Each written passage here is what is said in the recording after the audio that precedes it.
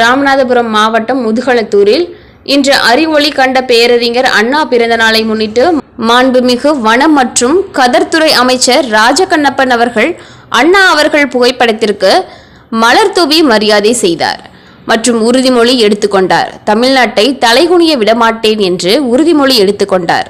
இதில் முதுகளத்தூர் தொகுதி சேர்மன் ஷாஜஹான் மற்றும் கமுதி வட்டார காங்கிரஸ் தலைவர் பழம்புரி கேவி ஆதி அவர்கள் ராஜகண்ணப்பன் அமைச்சருக்கு வாழ்த்துக்களை தெரிவித்தார் மற்றும் கட்சி நிர்வாகிகள் அனைவரும் கலந்து கொண்டனர்.